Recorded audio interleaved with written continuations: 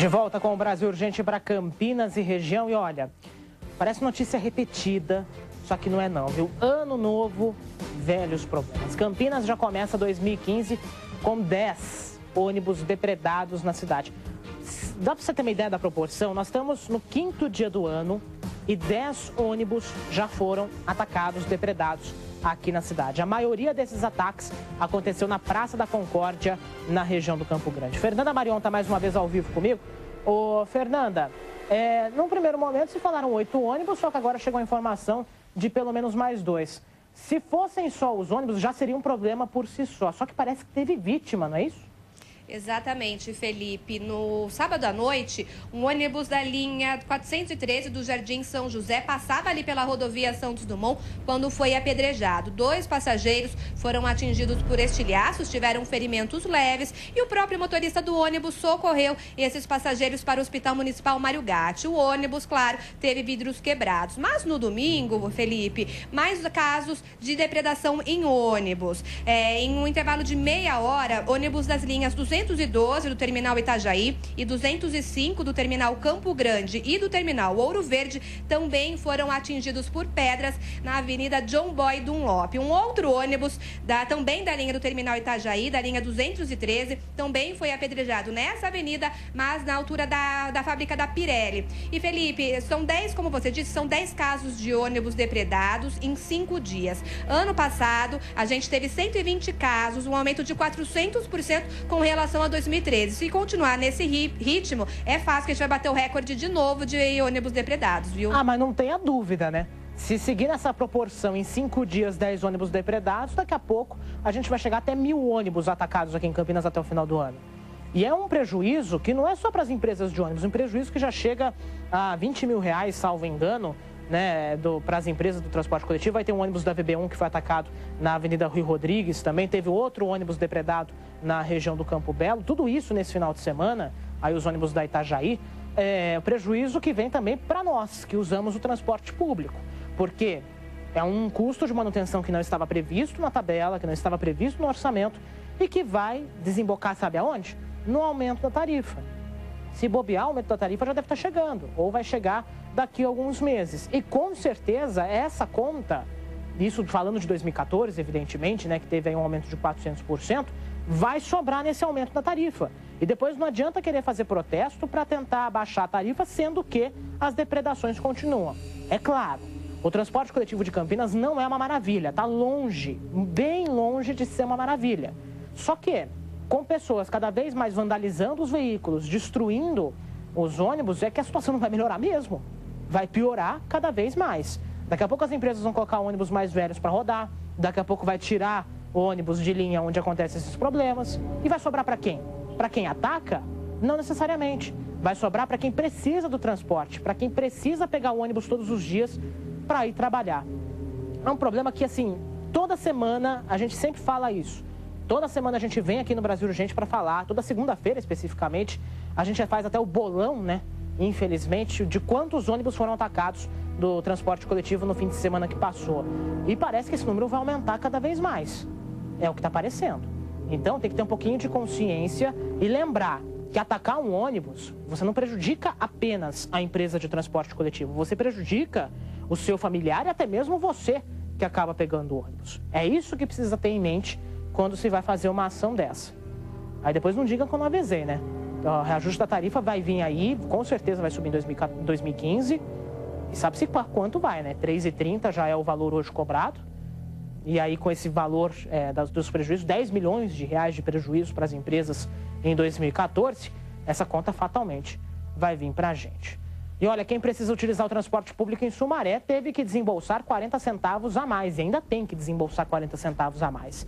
É que a tarifa do ônibus sofreu um reajuste de 16%. Transporte também lá que não é lá essas coisas, né? Eliette Zanotti foi lá conferir, tem os detalhes aqui na tela, pode rodar. Quase R$50 a mais, Tânia vai gastar por mês com o transporte público. A gente pega todos os dias ônibus, no meu caso eu pego 4 ônibus, é meio pesado. Os avisos espalhados dentro dos ônibus informam: 2015 começa com passagens mais caras. O valor foi de R$ 2,50 para R$ 2,90. 40 centavos, que no fim do mês pesa muito, muito. Vai ficar complicado, vai pesar assim no nosso bolso. Segundo a Prefeitura, o reajuste foi baseado nos custos apresentados pela concessionária, como variação dos preços de combustíveis, manutenção e mão de obra. Desde 2011, não havia aumento da tarifa, que continua menor. Em Campinas, ela é de R$ 3,30. Americana, R$ 3,15. E em Indaiatuba, R$ 3,20. Apesar de ser uma das menores taxas de cobrança de ônibus da região metropolitana, o transporte de Sumaré deixa a desejar e sobram reclamações. Tem poucos ônibus na região. E quando quebra um ônibus, eles não mandam outro no lugar. Eles param o que está vindo atrás e colocam todo mundo em pé, colocando em risco a segurança de quem utiliza o transporte. Em vez que ele fica mais de 2 horas aqui no ponto, não tem ônibus. Fica lá no ponto lá de casa, também não passa ônibus. Quando a perua passa, não quer pegar os velhos. Atrasa muito, demais. Tem dia que chega atrasado no serviço, né? A cidade conta com 16 linhas municipais. Por mês, quase 500 mil pessoas utilizam o transporte coletivo. De acordo com a administração, em dezembro foi iniciada uma série de alterações nos trajetos dos ônibus, mas para os usuários, as mudanças não foram suficientes. Para subir passagem tem que melhorar, né? Não melhorou, então como é que pode subir a passagem? Sumaré, para de transporte, tá difícil, viu? Até por isso que a prefeitura começou esse estudo aí para tentar organizar um pouco o transporte, mas honestamente vai ser difícil. Até porque a cidade também é muito espalhada, né? Então não dá para ter uma racionalidade muito grande nos itinerários. Os itinerários não podem ser simples, né? Diretos, em alguns casos, até por causa da própria geografia do município. Mas de qualquer jeito, a população reclama e reclama com razão, viu?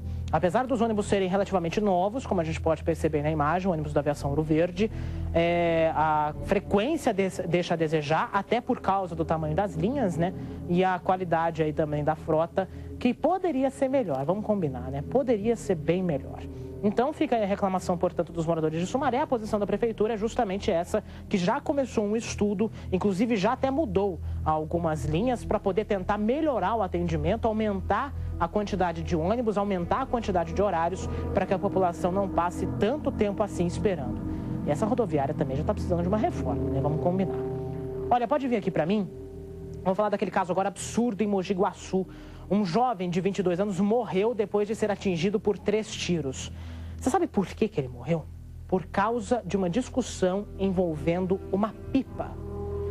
Dá para acreditar? Uma discussão envolvendo uma pipa. O Edson Silva já está comigo, vai trazer todos os detalhes agora ao vivo. O Edson, boa tarde para você. Como é que essa história... Como assim uma pipa motivou uma morte? Boa tarde, Felipe.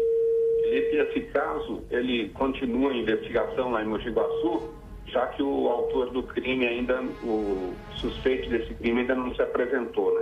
Como você bem disse, foi um crime banal. Houve uma discussão entre 2 adolescentes de 15 anos por causa da posse de uma pipa. A pipa acabaram ali de ser cortada, os 2 garotos correram atrás, um deles pegou e o outro tomou a pipa desse garoto e o agrediu. Se o caso acabasse por aí, tudo bem, né? Só que um dos garotos, ele relatou esse caso ao pai dele. O garoto agredido, ele relatou ao pai dele, que é o Valdecir dos Santos, 37 anos. Esse homem pegou uma moto e foi atrás do agressor. Ele teria tentado, né, atropelar o adolescente, inclusive, segundo informações da polícia, ele acertou com a moto as pernas desse garoto aí, que sofreu algumas escoriações. Até aí, essa história terminasse, até aí estava tudo bem, né? Mas esse adolescente atropelado, ele reuniu um grupo e foi na casa desse homem aí, do Valdecir, para tomar satisfações.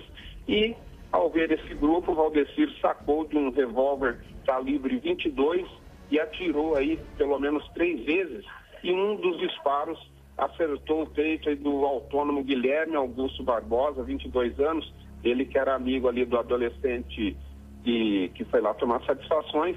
Esse rapaz acabou ficando gravemente ferido, chegou a ser socorrido na Santa Casa lá de Mogi Guaçu, mas não resistiu aos ferimentos. A informação então que após isso o Valdecir fugiu ali do local. A ocorrência ainda era registrada na delegacia quando um grupo de pessoas invadiu a casa aí do suspeito de ter feito esse disparo, invadiu a casa, saqueou, a casa foi incendiada. Posteriormente, aí outros parentes do Valdecir voltaram ali, recolheram algumas coisas que conseguiram salvar desse incêndio, inclusive o veículo que estava na garagem, mas de qualquer forma houve esse caso. E uma notícia, viu, Felipe, depois o grupo voltou a invadir essa residência e fazer mais depredações. O caso continua sendo investigado lá pela polícia de Mogi Guaçu e, de acordo com a polícia, o Valdecir, né, que é suspeito desse homicídio, ele já registrava passagens por desacato e resistência à prisão, ambos casos ocorridos em 2000, Felipe. A que ponto chega a intolerância? Você percebeu que uma série de intolerâncias levou a outros ataques cada vez piores? Começou por causa dessa discussão envolvendo a pipa. Aí passou a um ato de violência que foi o pedreiro ter atingido e matado o jovem de 22 anos. Depois, por causa da morte, um grupo invadiu a casa desse suspeito. Depois de atear fogo, voltou mais uma vez para saquear a casa desse suspeito. Ô, gente, até quando a gente vai continuar registrando casos assim aqui na nossa região? Até quando a intolerância vai levar a gente a essa situação? Pelo amor de Deus, né? Não dá para acreditar numa situação dessa. Não dá para acreditar por causa de uma pipa acabou todo esse problema, acabou acontecendo toda essa balbúrdia por causa de uma pipa. Realmente não dá para acreditar numa situação dessa. O suspeito não está foragido, né, Edson? Exatamente. A informação que nós temos, a polícia continua investigando tanto o caso do homicídio como os danos por incêndio aí na residência, e o suspeito desse homicídio está foragido por enquanto, Felipe. Tá certo, então, Edson Silva, muito obrigado pelas suas informações. Não tem nem mais o que comentar de um caso desse, né? Vamos combinar. É o ponto da intolerância. Cada vez mais discussão por assunto banal acontece aqui na nossa região. Já não é a primeira vez que o Brasil Urgente traz casos envolvendo uma briga absolutamente sem razão e aí que termina em uma tragédia. É realmente um fato, né, lamentável aqui na nossa região, na região de Mogi Guaçu. Agradecendo mais uma vez ao Rodrigo Fernandes pela parceria de sempre e que essa parceria continue também em 2015. E olha, pode vir aqui comigo porque agora tem aquela história de Sumaré. Um comerciante e um cliente de uma mercearia foram feitos reféns por um homem que queria roubar um caixa eletrônico que fica no estabelecimento. Foram 4 horas de negociação.